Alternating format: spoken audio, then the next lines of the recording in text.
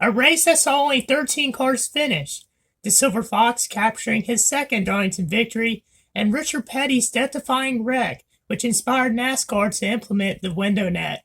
This is the story of the 1970 Rebel 400 at Darlington. In this video, we'll be taking a deep dive into NASCAR's 31st race of the track Too Tough to Tame, and not only what made it one of the most important races in the track's history, but NASCAR history. We will also look into how Petty's wreck changed the course of the 1970 season, and we also will have an eyewitness account from someone who was there at the track that day. So make sure you watch to the end, you don't want to miss any of this information. And if you haven't yet, please like and subscribe. I'm almost at 1,000 subscribers, and it would really mean a lot to me if I could reach this goal. And I've been putting so much effort into my videos. I really have been trying to put out the best content that I can. So if y'all could please support me, share this video out with everybody you know. It would mean so much to me, and I'd be very thankful. And for y'all to share my content out and support, it really does mean a lot to me, and I'm very thankful. Anyways, back to the topic of the video. Let's go ahead and get right into this.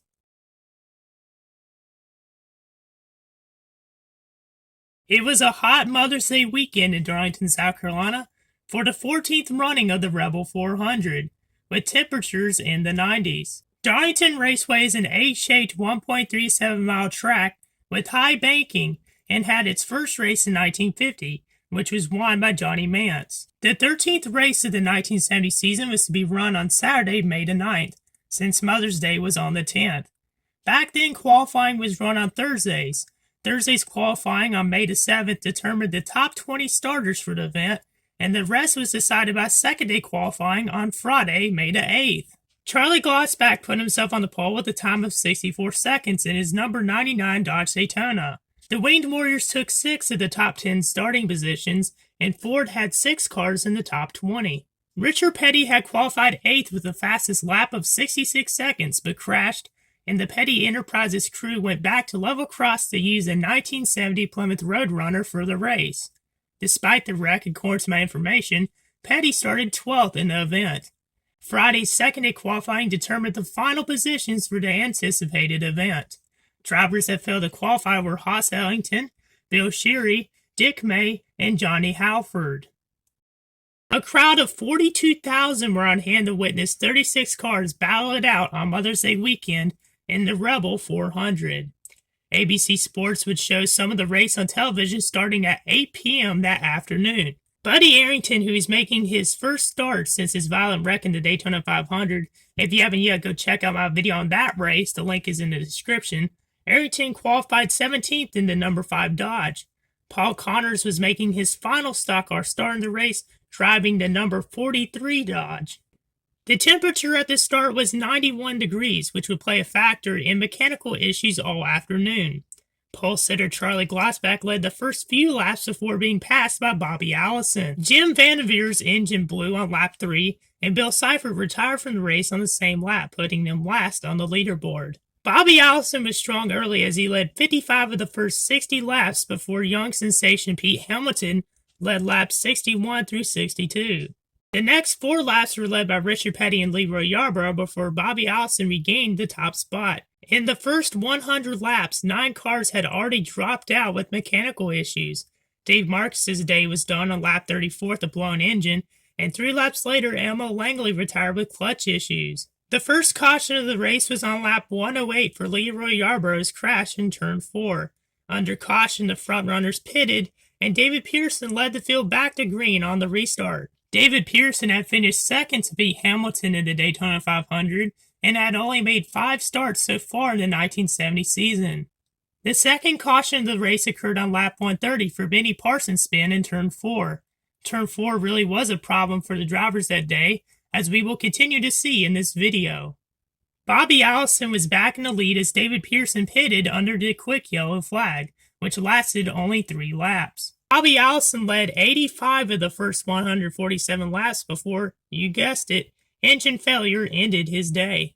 The Silver Fox from Spartanburg, South Carolina was back in front, but was under pressure from Bobby Isaac, Pete Hamilton, and Richard Petty. You may be asking, what happened to the pole sitter? Charlie Glotzback had brought his Dodge Daytona behind the wall on lap 138 due to overheating. Isaac and David Pearson continued to trade the top spot as they were seeking their first win of 1970. Isaac had finished second 3 times already that season and was currently second in points behind Richard Petty. Their duel was interrupted for 7 laps on lap 150 for Pete Hamilton's crash in turn 3 and 4. Pete's Plymouth Superbird blew a tire in turn 3 and he lost control, sliding to the inside, and he rode on top of the pit wall. On the lap 156 restart, Bobby Isaac gunned his Dodge Daytona by David Pearson for the lead.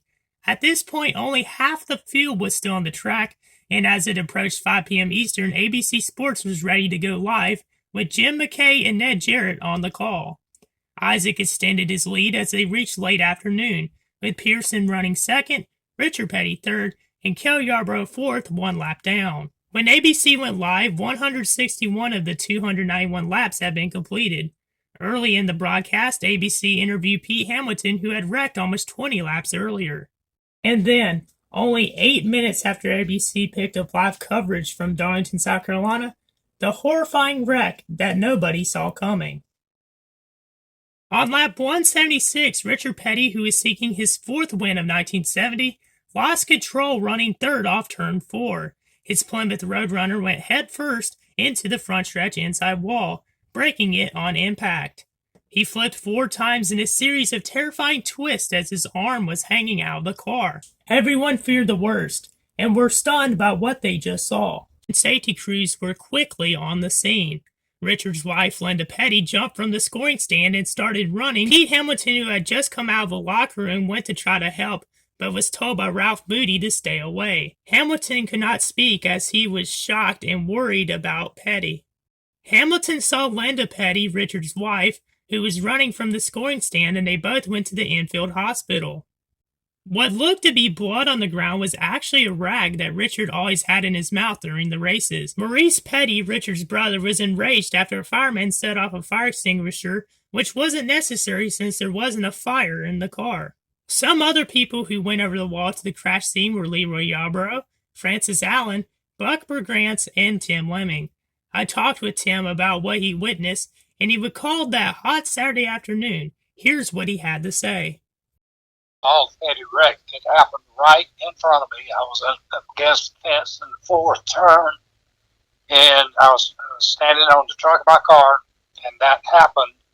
So I took off running barefooted and climbed up in the back of a pickup truck right across from where Richard's car had stopped. And after a couple of minutes, the guy asked me to get off his pickup truck because I was bleeding all over it because I had cut my foot running. So I went down to the medical center and watched as they took him in there, and then watched as they brought him out of the ambulance and took him on off. But the rest of that race, I don't have good recollection of, because that was the part that I remember the most. Now, with the impact that Petty had, obviously it broke the inside wall, and do you recall how fast he was possibly going, and what made him actually lose control? You know, I don't think he's ever said what made him lose control. It wasn't a tire blowing or going down. I think it was just a slick spot on the track he managed to hit. And that was it. Yeah, it tore the wall all to pieces. That concrete wall crashed right through it. Wow. And I bet it was a scary sight. It was. Yeah. I mean, I was hanging on that fence behind that infield hospital thing, just in shock, I think, because I thought sure it killed him. But they brought him out on a stretcher, put him in the ambulance, and he even set up in the back of the ambulance, you know, on the gurney to kind of let people know he was all right. Yeah, and he ended up missing the next 5 races that season because of the wreck, and he was the points leader at the time going into that race, and after the race he had a 9-point advantage, if I'm correct, over Bobby Isaac in the point standings. And do you think, what would have happened if Richard Petty hadn't had that wreck? Do you think he would have won the championship that year? Yeah. That was just like one other year that he had surgery on a ring finger or something, and they kept him out of 2 or 3 races, and they caused him to lose the championship. So he could have easily been a 9-time champion. Yeah, I mean, it's crazy to think about now since, like, going through all this and looking into his season in 1970. He won so many races. He won more than Isaac did, but Isaac, with his consistency and starting every race, he ended up winning championship. If Richard Petty hadn't had wrecked, there is a great possibility that he could have won the championship, like you just mentioned. Yeah, I agree. I think it was highly possible and most likely probable. Well, thank you for your time, Tim, and thank you for sharing what you saw that day. You're always welcome. People surrounded the fence near the hospital asking for word on Richard, as he was actually joking with medical personnel inside. According to an article by Bob Myers, Richard said, "You aren't going to cut me open, are you?" as the doctors cut away his uniform. Lee Petty was there with Linda also, and was smiling knowing his son was still alive. Maurice was interviewed by ABC.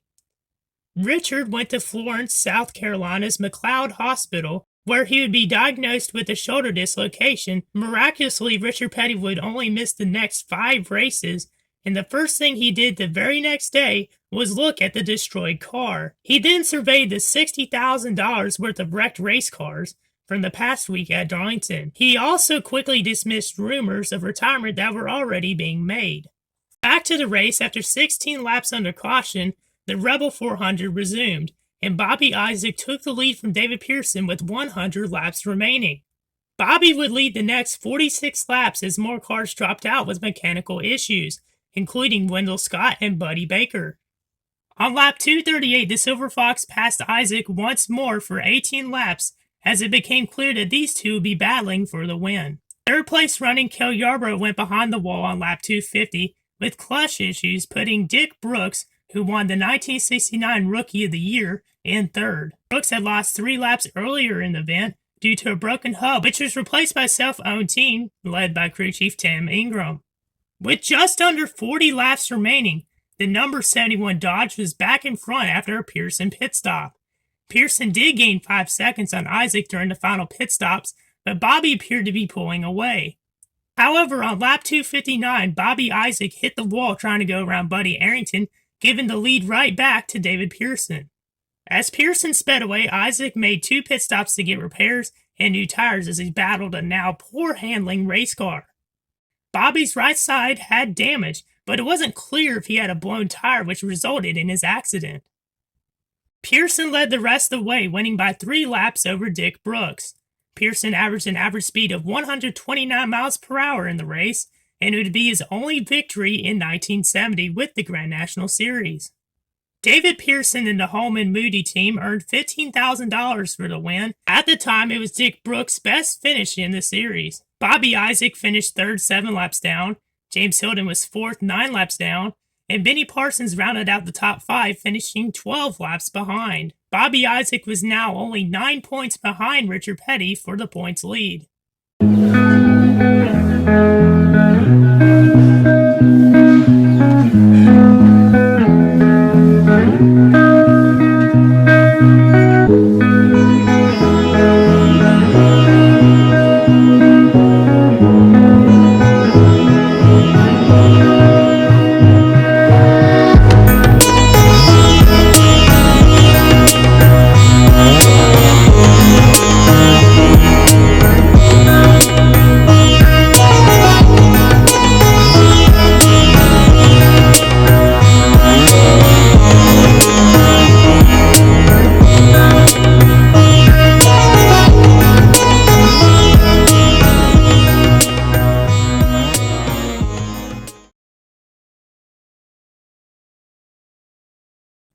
We have now approached the checker flag of this video. I just want to say thank y'all so much for watching and hearing this, because this is a story that no one really talks about. No one has really shared about this full race. So I hope y'all enjoyed this video, and if you did, please hit the like button, please subscribe, and share this video out with everybody you know.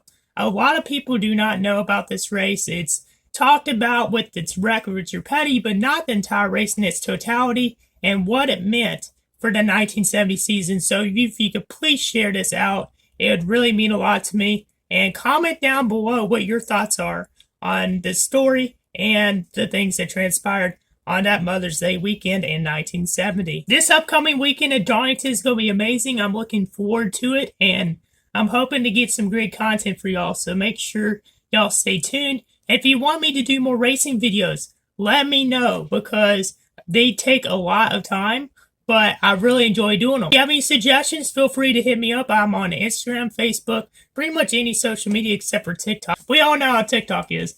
But anyways, thank y'all so much for watching, and until next time, I'm out. Peace.